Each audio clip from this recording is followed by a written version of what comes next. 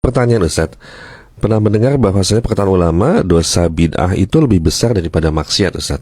Mohon penjelasan terkait hal ini. Bid'ah adalah sesuatu yang baru yang tidak pernah dicontohkan oleh Nabi SAW, tidak juga diperintahkan oleh Nabi SAW, tapi memang menyerupai dengan syariat yang ada.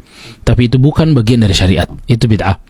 Lalu, benarkah perkataan yang mengatakan bahwa bid'ah itu dosanya lebih besar daripada maksiat? Secara umum iya. Ya, secara umum iya. Namun bukan secara spesifik atau detailnya, tapi secara global benar. Karena bid'ah juga bertingkat-tingkat. Ada yang parah, ada yang ringan, ada yang di luar daripada itu. Maksiat kan juga sama. Ada maksiat yang besar, kabair, ada yang shaghair, ada yang kecil, ada yang ringan dan seterusnya. Tapi secara umum iya.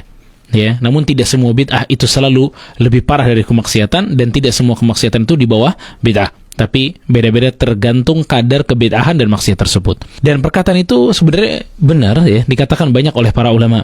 Al-Imam Sufyan Ats-Tsauri rahimahullah, beliau pernah mengatakan sebuah perkataan, kata beliau, al-bid'atu ahabbu ilal iblis minal ma'siyah. Bid'ah lebih dicintai oleh iblis dibanding maksiat. Ini mungkin di antara POV-nya kenapa bid'ah itu dinilai lebih parah daripada kemaksiatan. Karena seorang pelaku bid'ah itu lebih susah untuk bertaubat dibanding pelaku maksiat. Karena orang yang sedang melakukan kebid'ahan, mereka merasa bahwa mereka di atas ibadah. Yang artinya berarti ini dapat pahala, bukan dapat dosa. Tapi kalau pelaku maksiat, dia tahu bahwa di atas kemaksiatan, bukan di atas ibadah. Yang dia kalau melakukannya dapat dosa. Nah, inilah ya yang menjadi orang-orang yang melakukan kebid'ahan itu mereka susah untuk tobat. Dan ini pula di antara alasan kenapa bid'ah itu lebih parah daripada maksiat. Dinukilkan dari Syekhul Islam Ibnu Taimiyah rahimahullah, beliau mengatakan, menukilkan perkataan Imam Sufyan Ats-Tsauri, bid'ah lebih disukai oleh iblis dibanding kemaksiatan. Karena pelaku maksiat bisa tobat, adapun pelaku bid'ah susah untuk tobat.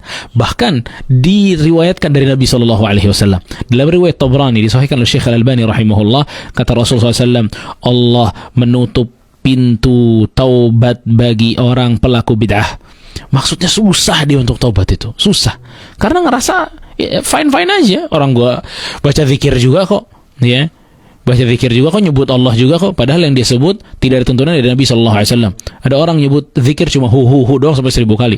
Mereka merasa bahwa mereka di atas ibadah.